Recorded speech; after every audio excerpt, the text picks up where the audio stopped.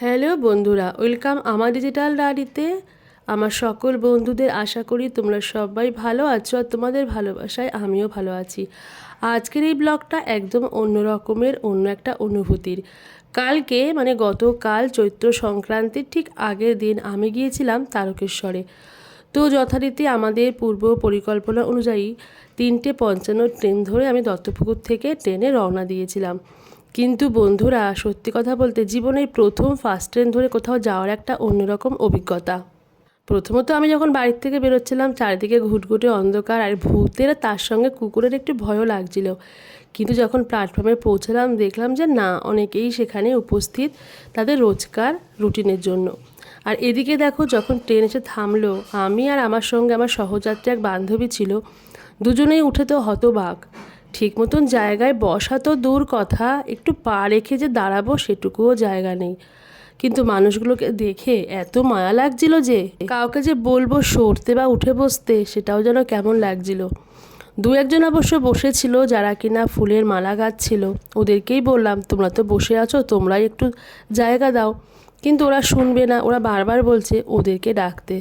তাই কি করব, যেহেতু আমাদের গন্তব্যস্থলটা অনেকটাই দূরে ছিল, বাধ্য হয়ে যারা ঘুমিয়েছিল তাদেরকেই ডাকলাম। তবে হ্যাঁ, যেটুকু সময় ওরা উঠতে সময় লাগলো তারপর কিন্তু আবার ঘুমিয়ে পড়লো। বুঝলাম মানুষগুলো এতটাই ক্লান্ত যে কিছু করার নেই। সত্যি কথা বলতে কি, জীবন আর জীবিকার প্রয়োজন মানুষকে যে কতটা কষ্ট দেয় সেটাও আজকে আমি উপলব্ধি করলাম। বেশ কিছুটা সময় পরে, কয়েকটা স্টেশন পরে মধ্যমগ্রামে দেখলাম একজন নামবার জন্য ব্যস্ত।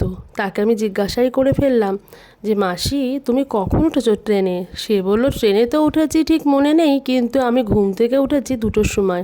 আমি বললাম, তুমি পৌঁছাবে কখন? সে বলল, দুপুর 2টোর সময়। তাহলেই বোঝো বন্ধুরা, একটা মানুষ দুপুর 2টোর সময় বাড়িতে গিয়ে সে কিন্তু আর ঘুমাতে পারছে না, তাকে আবার সংসারের কাজকর্মগুলো সারতে হচ্ছে। সে আবার রাত 2টোর সময় বেরিয়ে পড়ছে। তো তাদেরকে দেখে তখন ভাবলাম, এদের থেকে আমি তো অনেক অনেক ভালো আছি। হ্যাঁ বন্ধুরা, ভালো আছি আমি এই কারণেই বলছি, কারণ আমার খাওয়া শোয়ার একটা নির্দিষ্ট সময় আছে, আর সেটা আমি যথারীতি ঠিক সময়ে করতে পারি। কিন্তু এই মানুষগুলোকে দেখো, সত্যি কথা বলতে কি এদের দেখে কিছুই শেখার আছে। একটা কথা আমরা অনেকেই মানি না হয়তো, কিন্তু মেনে চললে মনে হয় আমাদের জীবনটা আরও বোধহয় মসৃণ হবে।